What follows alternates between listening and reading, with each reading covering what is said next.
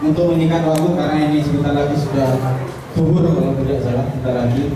Saya batasi untuk menjadi 3 penanya. Oke, yang pertama.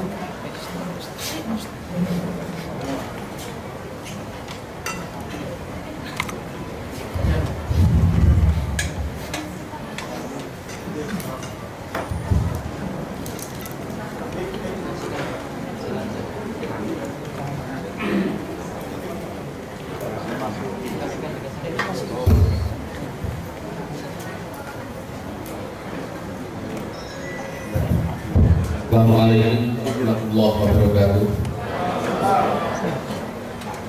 Terima kasih atas waktunya.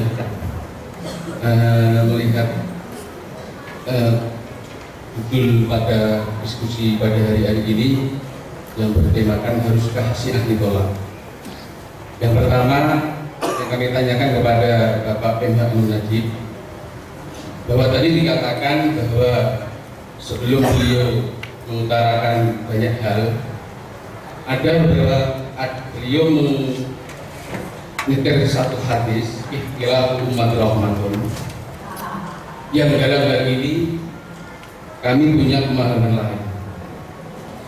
Pemahaman kami masalah ikhtilaf umat rahmatun, karena ini berhubungan dengan topik haruskah Syiah ditolak. Ini ikhtilaf dalam hal haji ini ikhtilaf yang bernuansa ijtihadiyah, bukan ideologi. Karena memandang kami topiknya haruskah Syiah ditolak, ini karena melihat kenyataan bahwa ideologi antara Sunni dan Syiah ini sudah memasuki ruang ideologi, bukan ijtihadi lagi. Ini pemahaman kami masalah ikhtilaf umat rahmatun.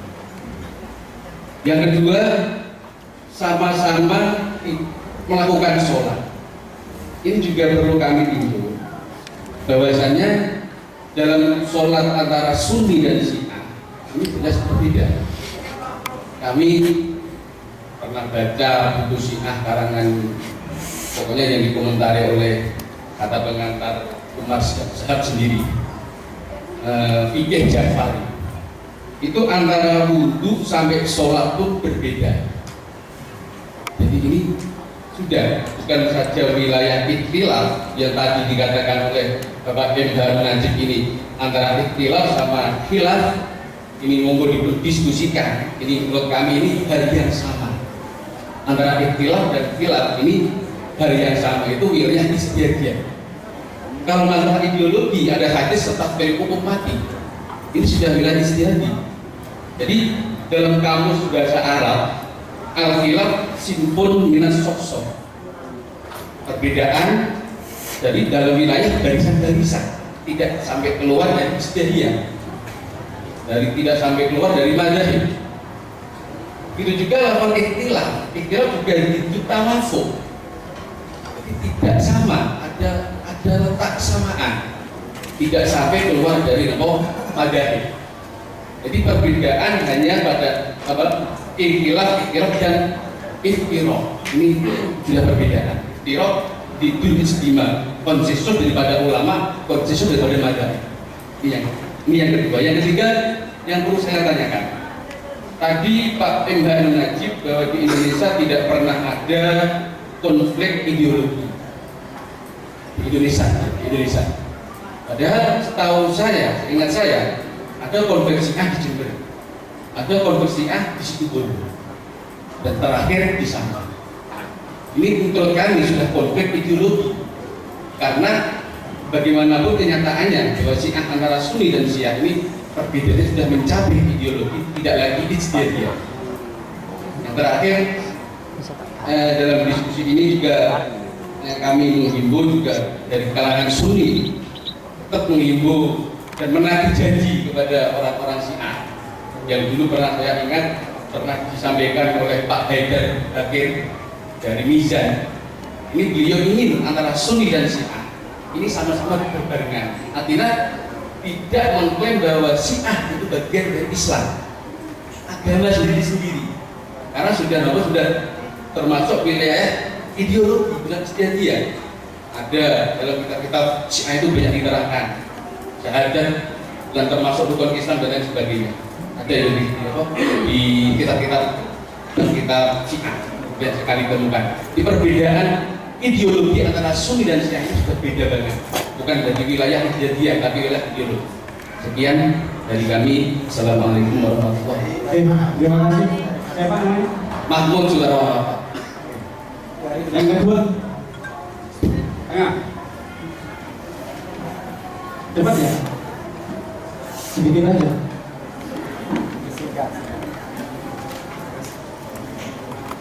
Terima kasih. Akan saya tanya tentang buku yang ditulis Muhammad Quraisy Shihab, Sunan Syiah Bergandengan Tangan Mungkinkah. Di sana dijelaskan begitu banyak kitab-kitab dasar di Syiah maupun di Sunni yang diambil oleh mereka.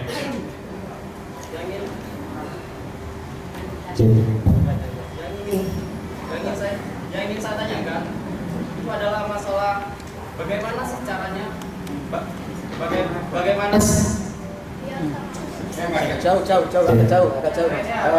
caranya untuk agak jauh. Jangan maju aja. Enggak. Dalam rangka yang tepat, sebenarnya saya ingin menanyakan bagaimana sih caranya agar sesama umat muslim yang seiman dan seagama itu saling menghargai. Bahkan pada Rasulullah pada zamannya sendiri, wong kafir aja lo sedigo masih ditoleransi, apalagi anak sama seiman dan seagama seperti yang ada pada kita ini. Kemudian realita-realita yang ada di masyarakat seperti contoh kasus Zafar. Saya pernah lihat videonya tentang seorang Syiah yang sholatnya itu rodoan. Itu yang mungkin menjadi salah satu penyebab konflik yang ada di masyarakat sehingga menimbulkan pertanyaannya itu bagaimana sih caranya agar kita sama muslim itu saling mentoleransi. Intinya itu saja. Sudah. Oke, terima kasih. Oke, yang ketiga. Assalamualaikum warahmatullahi wabarakatuh. Kami di sini termasuk bagian dari panitia. Harapan dari panitia seperti ini sekarang. Haruskah Syiah ditolak? Harus ada jawaban iya atau tidak. Kalau iya seperti apa, kalau tidak seperti apa, atau tengah-tengah. Artinya kalau jawabannya tengah-tengah, maka elit baik kiai atau pemerintah harus secepatnya duduk bersama sehingga masyarakat Muslim khususnya menemukan jawaban-jawaban. Ini saran saya. Terima kasih. Oke, terima kasih. Saya hanya mengingatkan saja bahwa ini adalah forum akademisi. Ini bukan forum fatwa MUI. Ini bukan forum tentang iman. Ini adalah forum akademisi yang berbasis pada intelektualitas dan metodologi yang jelas. Oke. Tiga saja pertanyaannya, tidak usah banyak-banyak karena ini sudah banyak pertanyaannya. Diberikan untuk Nazim untuk menjawab. Saya dari yang terakhir D, Anda panitia tidak mendegruni sama panitia lain atas perkembangan yang terjadi, malah Anda belum New program ini Mas ya. Di luar ada banyak polisi dan kita ini bukan kumpulan orang dengan organisasi yang jelas. Kita tidak punya identitas sosial, kita hanya individu-individu yang yang berdiskusi. Tidak perlu ada kesatuan sikap ya atau tidak. Iya tidak itu dibutuhkan dari NU, Muhammadiyah, MUI dan pemerintah Republik Indonesia. Nah, itu baru itu nggak penting ya Pak. Malah Anda minta itu dari sini. Enggak ada. Menurut saya diskusi ini tidak perlu. Maka saya dari awal tidak berpendapat, Ustaz. Saya tidak berpendapat. Saya tidak pernah mengutip istilah ummati rahmatun. Saya baru dengar dari Anda. Saya nggak ngerti hadis. Saya cuma ngasih teman-teman kemungkinannya untuk masa itu ceret, apa dandan, apa kemaron gitu loh. Dan benar mana monggo, bukan saya yang tentukan. Apakah itu ideologis atau tidak, apakah itu ijtihadiyah saja, apakah itu istilafiyah atau khilafiyah, itu cuma dandan, ceret, kemaron, tapi turutnya ya sedangkan Anda harus punya itu supaya sekeluarga dari sini Anda punya pedoman sendiri di dalam melihat fakta-fakta sosial. Saya tidak punya posisi untuk memberi fatwa kepada Anda. Saya bukan ulama, saya bukan pimpinan organisasi, saya bukan imam sholat, saya bukan siapa-siapa, jadi saya tidak mempertanggungjawabkan apa-apa. Korupsi saktiroyan, kayak bertanggung jawab apa-apa, kalau kalian jadi apa-apa. Ya, jadi ini jawaban saya ke Ustaz, untuk antum ya, anak tidak. Nah sekarang anak tanya sama antum, output yang antum kehendaki bagaimana dengan pendapat antum tadi? Makhraj, ayu makhrajin yurid lana jami'an di Indonesia. Terima kasih. Kami hanya menyikapi masalah perbedaan al-khilaf, ikhtilaf sama ikhtilaf, sama firqah. Jadi saya menyikapi bahwa tahu kami ikhtilaf yang ada pada hadis atau khilaf yang ada pada hadis itu mempunyai makna yang sama, yaitu cuma dalam hal-hal yang ijtihadiyah, bukan sampai ideologi. Maka karena ngomongnya terus mulane ngene apa terus ya tadi kita berpijak pada topik pada hari ini harus kasih. Ya maksud saya dengan pendapat Anda seperti itu, lantas Anda mau apa? Itu maksud saya. Ya mau menyusun agak mau bermain. Oke, jadi tidak ada saran apa-apa, tidak ada fatwa apa-apa. Tadi yang terakhir tadi. Ya, tidak apa bagus. Maksud saya, kalau Anda misalnya seolah-olah berpendapat Syiah itu bukan Islam, dia agama sendiri umpamanya ya, maka outputnya adalah yus nanggawi surat yang cepat, nanggawi surat yang pemerintah bubarkan Syiah. Dan kasih saran kepada Banser dan lain-lain, bunuh semua orang Syiah di Indonesia. Kayak apa lu sih tegas? Jadi kita majelis itu.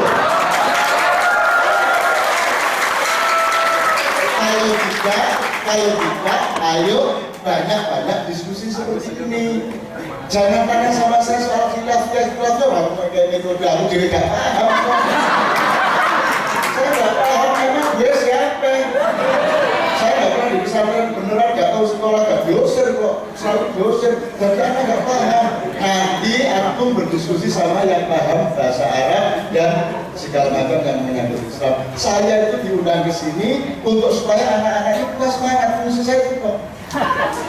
Jadi kan, akhirnya kok bukan adil. Orang adil ini kabeh. Fungsi saya itu fungsi paham, bukan fungsi ilmuwan. Kalau memang saya ilmuwan kan saya diterima jadi dosen dulu yang tidak pernah diterima kok. Ya, oke, nggak ada ya. Jadi kalau memang berpendapat Syiah tidak boleh ada, segera. Itu maksud saya, segera dimokat, bikin surat resolusi usul kepada pemerintah dan seterusnya. Oh saya ini sudah lama usul sama pemerintah Amerika, kok sudah dilarang Islam di Amerika. PBB itu kok bikin pernyataan Islam itu kanker umat manusia, harus diberantas. Aku pengen PBB ngomong. Ayo kita bangkit. Ayo kami saya mau. Tutup terus ayo, tanya ayo. Gak usah ini. Iya, gak. Ya. Terus ini adik saya jawab ke adik saya. Betul. Bagaimana supaya kita bisa? Kamu tanya sama siapa? Ya, kamu tanya sama semua umat Islam, bangsa Indonesia, atau sama teman-teman Indonesia sendiri? Ya.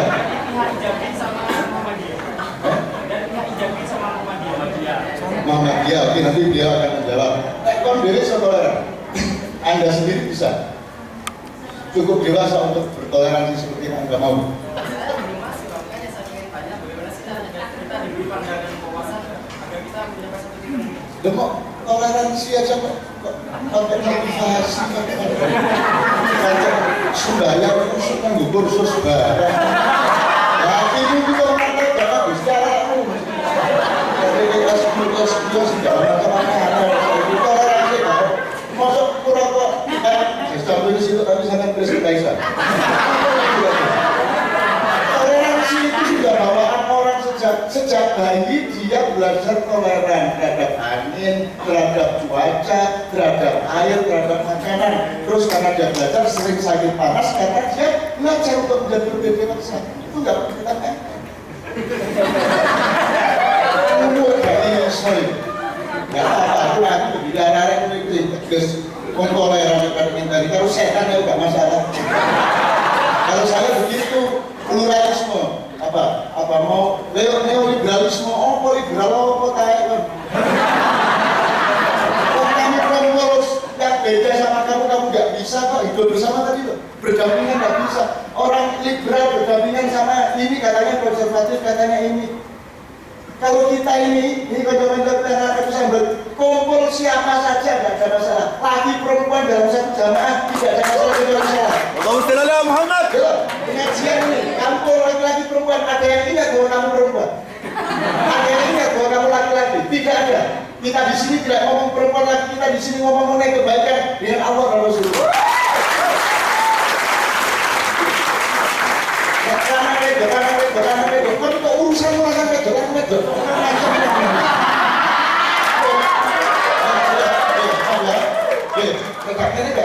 Soalnya ini kita begitu keluar, kita butuh senyum ya. Nanti kalau keluar, butuh senyum ya.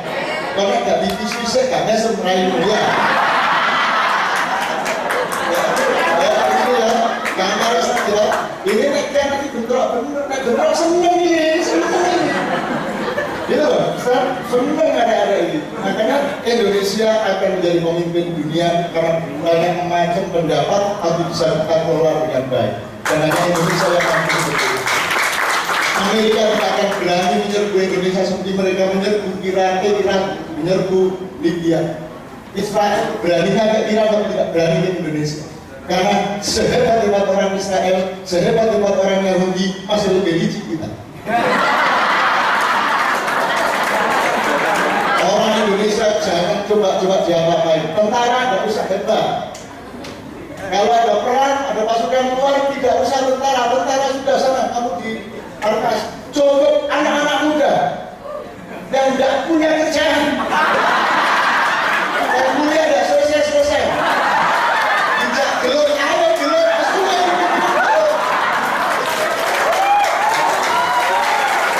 kalau apa? Nanti punya tertawa. Allah, syukur kepada Allah. Allah Akbar. Indonesia pemimpin dunia. Semua orang yang menjahati kita balas dengan cinta. Coba. Biarlah aku sayang kamu.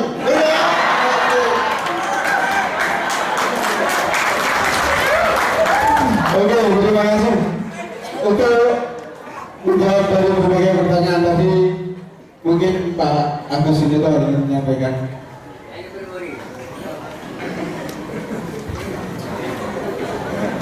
Soal toleransi, kalau kita tarik ke belakang, orang-orang di Indonesia ini toleransinya sangat tinggi. Kita ambil abad 8 Masehi, itu ada kerajaan tua namanya Kerajaan Mataram.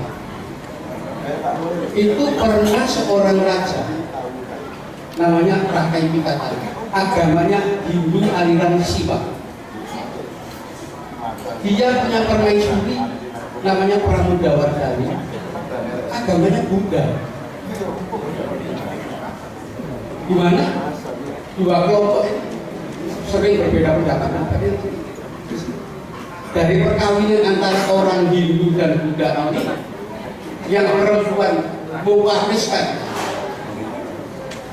peradaban budaya dalam bentuk candi Borobudur, suaminya melahirkan candi Prambanan. Satu kerajaan antara raja dan permaisuri beda biasa. Enaro itu agamanya semuanya semua. Dia bergelar Bathara Buddha. Endedes Buddha biasa. Bahkan zaman kerajaan Majapahit itu menteri agamanya ada 3. Dharma Dyaksa Kasaiban mengurusi orang Hindu beragama Siwa. Dharma Dyaksa Kasogatan mengurusi penduduk beragama Buddha. Dan Mantri Berhaji mengurus penduduk yang beragama Karsian atau aliran kepercayaan Hindu. Di akhir Majapahit muncul menteri agama baru namanya Raja Pandita yang tugasnya mengurusi umat Islam. Toleransi. Karena itu ketika Republik Indonesia muncul sebagai sebuah negara, ya diambil Pancasila dengan Bhinneka Tunggal Ika. Nggak boleh ada itu saling menegasi satu kelompok dengan kelompok lain. Itu bukan Pancasila dan bukan Indonesia. Dan harap kita tahu orang-orang Indonesia asli itu semuanya ya punya konsep sendiri. Misalnya di Madura tadi disebut ada istilah kereta bibi dari bagian, kemudian di Maluku ada pelak nargo. Jangan kemudian digeret orang ke arah ekstremisme, menolak kelompok satu dengan kelompok yang lain. Siapa kamu? Masyarakat kita seperti itu. Karena itu kalau kamu tadi ngomong Indonesia tidak pernah ada ideologi, memang kalau kita lihat tidak sampai pada tingkat ideologi. Satu contoh kita lihat dalam sejarah itu pernah ada organisasi PKI. Dari mana organisasi ini lahir? Yang melahirkan organisasi PKI ini adalah organisasi PSI, Serikat Islam. Dalam Kongres tahun 1919, PSI, Serikat Islam pecah menjadi 2. Satu SI merah dinamakan Serikat Rakyat, satu lagi SI menjadi PSI. Serikat Rakyat ini lah kemudian tahun 2000 menjadi PKI. Ya biasa. Tokoh yang kita kenal salah satunya Musa Alimin dan sebagainya. Tahun 48 berontak mereka. Tetapi Alimin ini menjelang tahun 64 dia sudah tua, sakit-sakitan. Dia berpesan kepada keluarganya, kalau aku mati, aku ingin mati sebagai orang Jawa. Sekalipun Alimin ini tokoh PKI internasional, temannya pemimpin Soviet Stalin, temannya Tukenlev, temannya Mao. Tapi dia ingin mati sebagai orang Jawa. Kalau mati ditahlili 3 hari, 7 hari, 40 hari, 100 hari. Itu pesan Alimin terakhir. Itulah menurut kesaksian tokoh-tokoh tua di PBNU. Ketika Alimin mati, orang NU datang ke rumahnya ditahlili ya. Ini ideologi komunis, mati ditahlili. Gak ada ideologi. Itu proses seperti itu. Ini yang jadi fakta di Indonesia. Karena itu kelompok-kelompok yang ekstrim dan sebagainya nggak bakal dapat suara. Bikin aja partai Islam yang eksklusif, ini merupakan Islam dan sebagainya, nggak bakal laku. Kenapa? Masyarakat kita di bumi itu toleransinya tinggi. Majapahit akhir Raja Brawijaya itu dia punya 2 orang istri muslim itu, Ratu Darawati dari Prambors dan Ratu Subangsi itu Cina dari Gresik. Lahirlah dari Cina ini anak namanya Raden Tata yang mendirikan kerajaan Islam pertama di fakta-fakta itu ada semua. Kita tidak bisa. Anak saya itu ada yang sekarang sudah SMA kelas 1. Kita terjadi konflik bahwa kondisi A dan kabinet yang ada di saya. Apa bedanya Sunni dengan Syiah? Saya tidak bisa menjawab karena saya bukan ahli di bidang itu.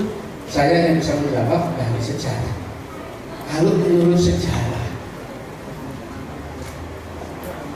imam yang dianut orang ahli sunnah wal jamaah di Indonesia, Nahdliyin itu madzhabul Imam Malik, Imam Abu Hanifah, Imam Syafi'i sama Imam Hambali. Kita lihat dari tradisi keilmuan, Imam Malik dan Imam Abu Hanifah ini punya guru. Dari Sultan harus tahu siapa gurunya Imam Malik sama Abu Hanifah. Pak Farsoudi, imamnya orang Syiah.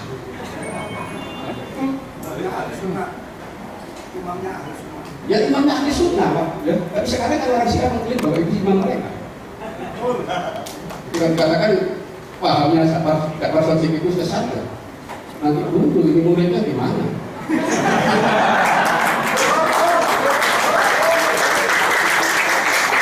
Dari Imam Malik yang murid Imam Syafi'i. Imam Syafi'i. Kak Farson ini punya anak namanya Musa Al-Hadir, punya murid Imam Hambali. Jadi kamu bisa melihat itu dari sisi itu. Jadi silakan apapun perbedaan, tapi sejarah itu menyatakan rangkaian keilmuan yang turun menurun. Bahkan kalau nanti anda sholat karena sholat berarti akan fakta sejarah yang harus kita pahami. Kemudian kalau kita apakah Syiah di bawah atau enggak? Wah, itu bukan urusan saya. Tapi yang jelas kalau ada sekelompok orang mengatakan Syiah harus di bawah, Syiah bukan Islam, ya, bisa pakai konsekuensinya. Dia harus bisa meyakinkan organisasi Islam dunia OI untuk mengeluarkan Iran dari anggota OI. Kemudian dia juga harus meyakinkan Raja Saudi untuk menolak setiap orang Syiah yang melakukan ibadah haji. Kenapa? Bukan orang Islam kok haji. Jadi kita bicara fakta, bukan konsep dan bukan hasil penafsiran tertentu. Saya kira itu. Ya, assalamualaikum warahmatullahi wabarakatuh. Terima kasih.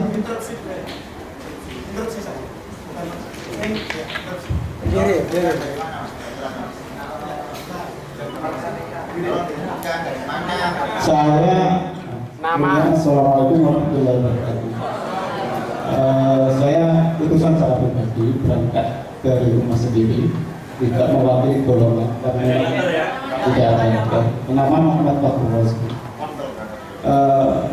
Ini sebatas interupsi saja. Ini kan dialog pabrik kan ini. Dialog pabrik artinya terserah kalau tadi judulnya dihapus diganti dengan tema yang terserah, tidak jelas tadi juga belum dijelaskan, perpres juga tidak ada kan temanya. Tapi saya tegaskan tadi saya lihat dialog pabrik juga tidak ada yang menghapuskan kata itu. Satupun tidak ada yang menghapuskan. Artinya menurut saya begini, menurut saya begini. Ini kan menganalisa atau mengkaji satu permasalahan. Sehatnya ketika satu kajian itu dianalisa dari berbagai sisi, pro dan kontra. Selama ini sejak awal kita dengar pro saja. Mestinya ada yang kontra gitu loh. Biar analisa itu akurat. Paling tidak itu kita tahu, oh segi positifnya begini, negatifnya begini. Kalau hanya dari satu sisi saja, tidak akan efektif dan tidak, itu penilaian tidak sehat. Gitu. Nah, berangkat dari itu, menurut kami, di tengah-tengah kita kan ada hadir untuk urusan UI Jawa Timur, beliau Habib Ahmad. Dan ini topiknya juga permasalahan agama, ideologi. Kenapa dia tidak dikasih? Coba ketika ada yang kontra, saya usul. Apakah ini rekomendasi atau sebatas usulan monggo? Sudah. Ya, tolong ini ada di pembicaraan yang oke. Terima kasih. Assalamualaikum warahmatullahi wabarakatuh. Itu biar dimasukkan buat panitia saja. Ya gitu aja. Cukup. Oke, nanti kita cobakan dari aspek yang berbeda. Dari aspek sosiologi mau silakan. Ya. Tentang toleransi. Toleransi itu kan sebetulnya sikap yang paling minimal ya, di dalam melihat perbedaan. Toleransi itu kan artinya itulah biarkan saja. Apakah kita ini tidak bisa hanya sekedar bertoleransi? Nah, Indonesia ini kan kekuatannya pada toleransi. Nah, sebenarnya Bapak Ibu dan saudara sekalian, masyarakat di bawah itu lagi-lagi saya ingin menyampaikan kearifan lokal wisdom. Itu dia memiliki toleransi yang luar biasa terhadap perbedaan. Saya mencerita rumah saya. Rumah saya ini diapit dua musola. Pertama musolanya Islam tradisional. Saya tidak mengatakan itu ya. Ya, mengapa saya katakan tradisional itu di desa soalnya. Kemudian sebelah barat saya itu adalah musolanya Islam Jamaah. Islam Jamaah. Dulu ada orang yang beli saya itu, Mas Samsul gimana kalau kita beruntung gitu. Jangan kalau saya bilang ini sudah sama-sama Islam. Itu yang menarik, saudara sekalian. Kalau ada itu, jadi ini ada dulu, ini belum selesai. Yang Islam Jamaah juga ada gitu. Wow, saya alhamdulillah ini kalau kiamat, ini yang paling selamat rumah saya. Ada diapin oleh dua musola. Kita biarkan. Karena menurut saya, ini lagi-lagi saya mencoba mengatakan ini wilayah interpretation, bukan wilayah core value. Ya. Cuma yang menjadi ini kan menarik. Ada tadi meninggal fakta itu ada apa tadi sholat jauhnya itu saya telusuri itu, Rupanya memang ada upaya-upaya sistematis untuk mendistorsi satu fakta, untuk menebar kebencian, membuat syiar kebencian pada kelompok lain. Saya telusuri itu ada memang di YouTube itu. Di YouTube itu ditulisin itu, sholat ala dan saya tidak perlu itu. Saya coba nikmati itu ya. Jadi gini.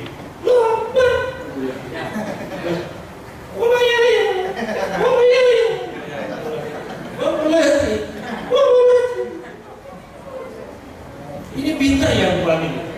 Jadi itu disetting di pedesaan, di tubuh itu. Tapi seperti yang bikin itu gak ganti sholat ala Syiah. Kayak gitu loh. Padahal yang saya tahu itu kan gak pakai takbir kan. Lalu iftitahnya kan iftitah Sunni Madura kan. Kami yang dulu saya hafal, sekarang baru saya ke kan.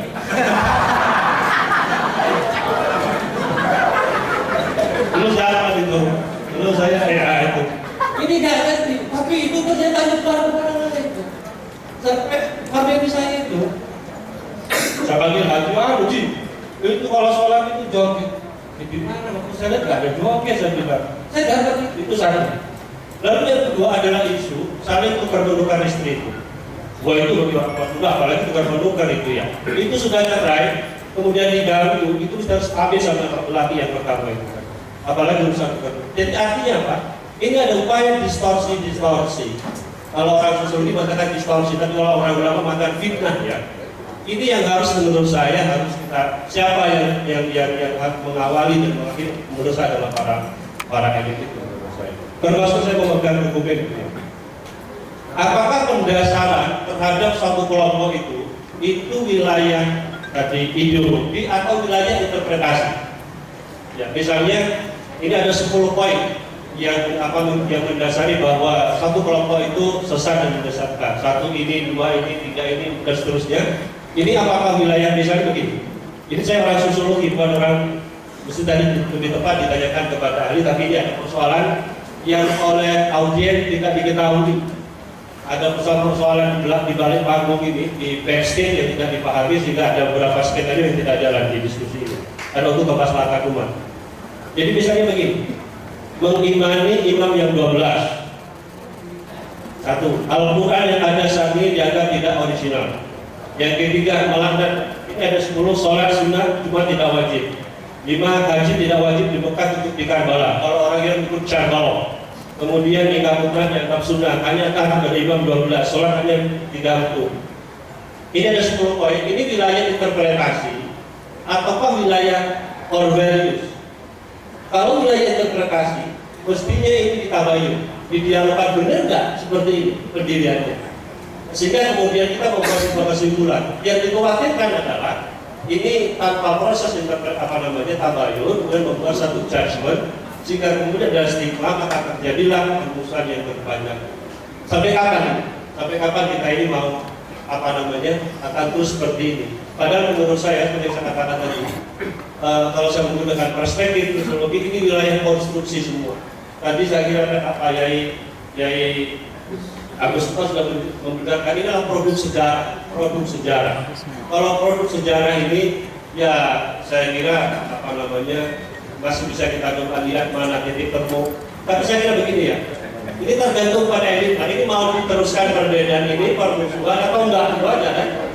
Ini menurut saya. Kalau saya siap lah. Itu saya sama dengan Catur. Rumah saya itu diambil oleh dua aliran yang berbeda. Ini rumah saya itu Muhammadiyah, ini NU, ini Islam Jamaah, dan tidak ada masalah gitu. Bahkan saya ini Bapak Ibu kalau mau sholat itu, kalau tarawih itu, tunggu pasal 5. Enggak Pak, saya itu kalau tarawih itu sekarang 11 rakaat saya bilang, udahlah saya ikut imam aja. Bahkan kalau subuh itu ya, tunggu pasal 5. Udah sekarang udah gak benar saya bilang, gak apa-apa itu kan cuma sunnah itu kan. Seperti itu masyarakat di bawah. Jadi inilah yang disebut oleh Clifford Geertz itu. Masyarakat di bawah sebenarnya punya sense of common culture, memiliki perasaan budaya yang sama apapun agamanya, apapun paham agama, termasuk di Madura itu. Mereka punya tarian lokal, tretan, bibi, saudara sendiri. Ini yang sekarang jadi mengalami di bonding gitu ya, mengalami renggangan juga karena memang ada provokasi, ada upaya sistematis. Bagaimana ini? Dan saya setuju dengan baik ucapan maupun oleh Pak Senior. Saya khawatir ada agenda besar di belakang ini. Saya khawatir ada agenda besar sehingga kemudian isu Sunni Syiah kemudian dimulai dari sebuah tempat yang memang gampang diprovokasi, kemudian terus menyebar kemana-mana. Maka jadilah Indonesia konflik yang berkepanjangan. Siapa yang bertepuk tangan dengan dari Islam? Saya kira Anda yang mengatakan tadi.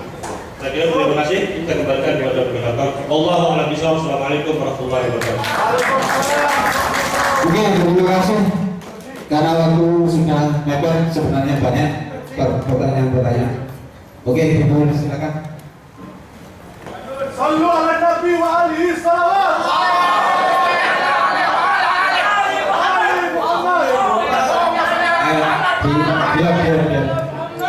اللهم صل وسلم وبارك عليه وعلى آله وصحبه. Kalian semua cinta Rasulullah? Cinta istrinya Rasulullah?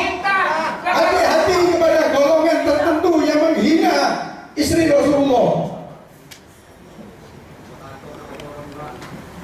Maaf para pembicara, bapak-bapak, saya mulai tadi maksud saya ingin menjadi salah satu dari hadirin yang hormat sebagai pendengar yang berakhlak yang natural.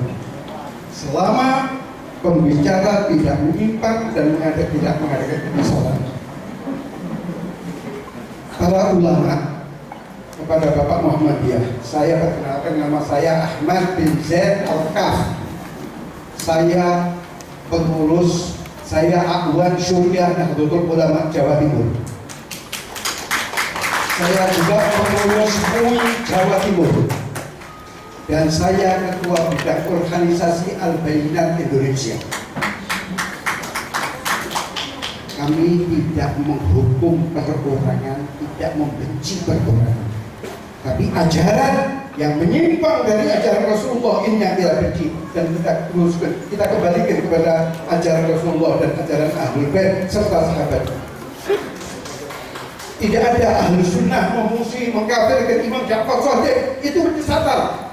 Karena Imam Ja'far Shadiq adalah imamnya ahli sunnah, bukan yang diklaim oleh golongan tertentu. 10 fatwa yang dikeluarkan tadi, Bapak dari Muhammadiyah, saya punya teman semua Muhammadiyah Jawa Timur, NU Jawa Timur, MUI Jawa Timur sepakat bahwa golongan tersebut adalah sesat. Saya interupsi. Ya Usai. Saya interupsi, Bapak, Ibu. Saya tidak mewakili siapapun. Saya interupsi. Ya.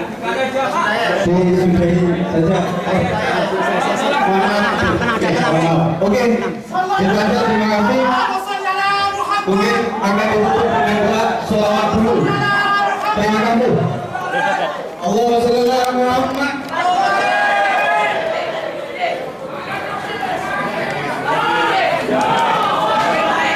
Saya minta duduk kembali, teman-teman duduk kembali. Atau yang keluar yang Oke, mau duduk kembali. Soalnya kita tutup dengan pembacaan surah untuk Nabi dengan doa yang dipimpin oleh Cak Nom. Allah. Silakan duduk kembali. duduk kembali ya. Duduk kembali. Jangan duduk kembali. Ustaz, foto dulu Ustaz, foto dulu.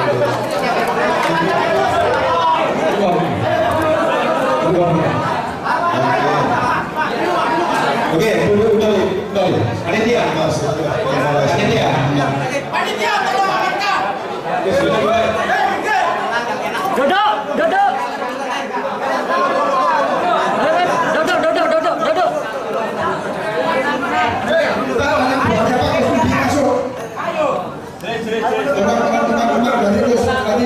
Dari Polda masuk.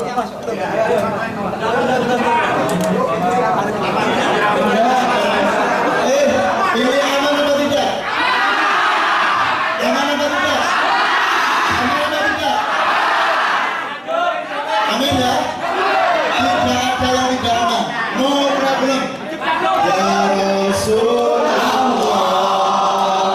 salamun alaik, ya Rabbi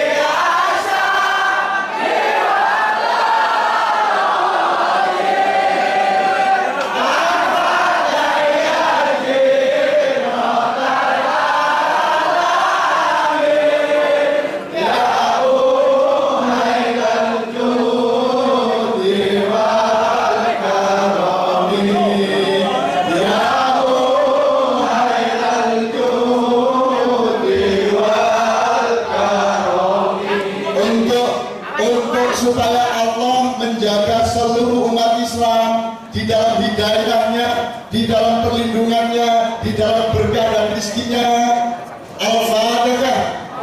Bismillahirrahmanirrahim. Alhamdulillahirabbil alamin. Ar-Rahmanir-Rahim. Maliki yaumiddin. Iyyaka na'budu wa iyyaka nasta'in. Ihdinas siratal mustaqim. Siratal ladzina an'amta 'alaihim ghairil maghdubi 'alaihim waladdallin. Ya Allah, yang akan berlaku hanya kehendak-Mu. A'udzubillahi minasyaitonir rajim. Innama amruhu idza arada syai'an ayyaqula lahu. Innama amruhu idza arada syai'an ayyaqula lahu. Innama amruhu idza arada syai'an ayyaqula lahu.